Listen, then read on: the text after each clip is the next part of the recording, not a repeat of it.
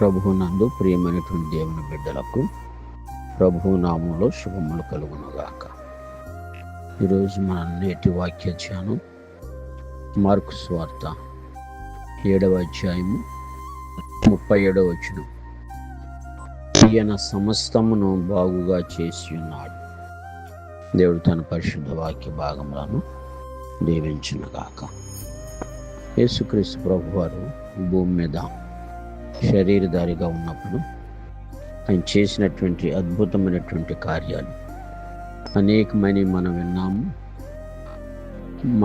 మనకు కూడా జరిగిన కార్యాలను బట్టి మనం చూశాము. అయితే ఇక్కడ మార్కు రాసినటువంటి యొక్క సువార్తలో 7:37 వచనంలో ఈ విధంగా వ్రాయబడి ఉంది. ఈయన సమస్తమును బాగుగా చేసి ఉన్నాడు. చెవిటివారు వినట్లుగాను మూగవారు మాట్లాడినట్లుగాను చేయుచున్నాడని చెప్పుకొని అపరిమితగా ఆశ్చర్యపడిరి. చూడండి, 31వ వచనం చూస్తే, ఆయన మరల తూరు ప్రాంతం నుంచి సీదోను ద్వారా దెకపొలి ప్రాంతం మీదుగా గలిలయ సముద్రంలోకి వచ్చాను.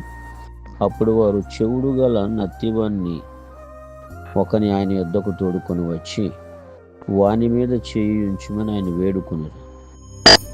సమూహంలో ఉండి ఆయన వాడిని ఏకాంతముగా తోడుకొని పోయి వాని చెవుల్లో తన వ్రేళ్లు పెట్టి ఉమ్ము వేసి వాని నాలుక ముట్టి ఆకాశం వైపు కన్నులెత్తి నిట్టూర్పు విడిచి ఈ అప్పాత అని వానితో చెప్పిన ఆ మాటకు తెరవబడమని అర్థం.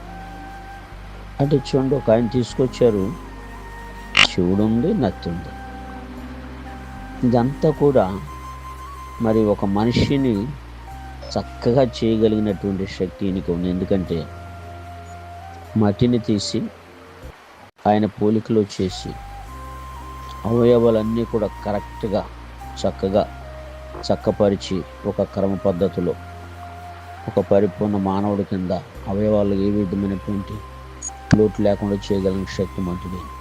కానీ ఎందుకు భూమి మీదకి ఈయన్ని చెవుడుగా నత్తిగా చేసి పంపించాడంటే, ఈయన మనిషి కుమారుడుగా భూమి మీద వచ్చినప్పుడు ఈయన యొక్క కార్యము భూమి మీద కనపడాలి.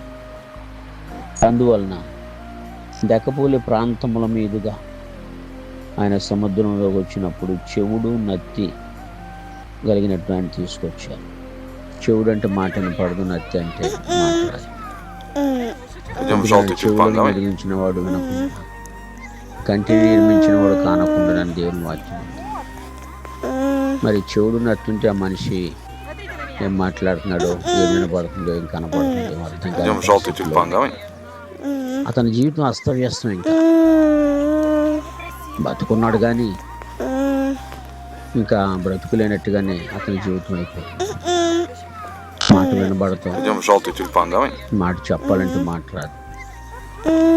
మరి రోజుల్లో ఆనాడు చెవుడు నత్తి కలిగినటువంటి ఆయన చూస్తుంటే, ఈరోజు మనుషులు దేవుని యొక్క వాక్యాన్ని చెబుతుంటే చెవిటి వారిలాగా ఉంటున్నారు, కానీ వారు మనసుకు ఉంటుంది. నత్తి లేకపోయినా స్పష్టంగా అవయవాలు ఉన్నా దేవుని వాక్యం సరిగా పలకలేరు, చెప్పలేరు, పాడలేరు.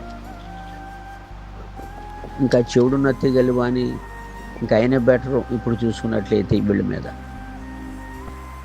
అయినా ఆ చెవుడు నత్తి కలిగినటువంటి ఆ యొక్క వ్యక్తిని ప్రభు దగ్గర తీసుకొచ్చినప్పుడు దూరంగా తీసుకుని వెళ్ళి ఉమ్ము వేసి రాసి ఈ అప్పత అని చెప్పగా ఆ వ్యక్తి ఏం చేశాడు? బాగుపడ్డాడు.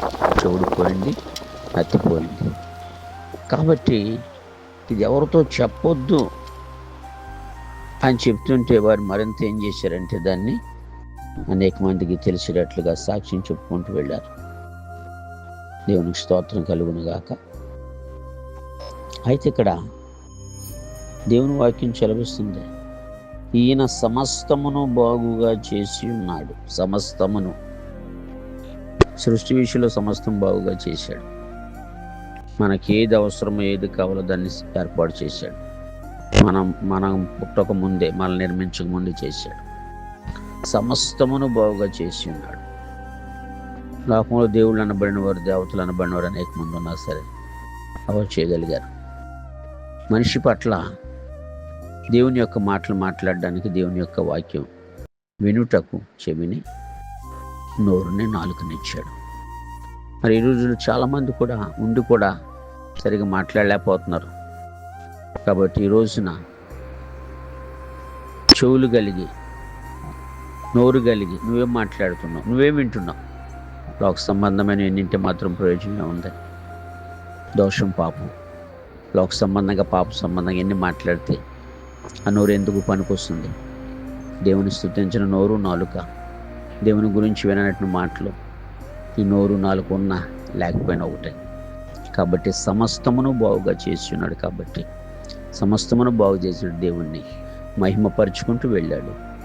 కాబట్టి అదే విధంగా మనము కూడా నోరుండి మాట్లాడదాం, దేవుని యొక్క వాక్యం మాట్లాడదాం, సాక్ష్యం మాట్లాడదాం, పాటలు పాడి దేవుని స్తుతిద్దాం. మరి చెవులతో విందాం, వినటం వలన విశ్వాసం కలుగుతుంది. అటు కృపా దేవుడు మనందరికీ దయచేయును గాక. ఆమేన్.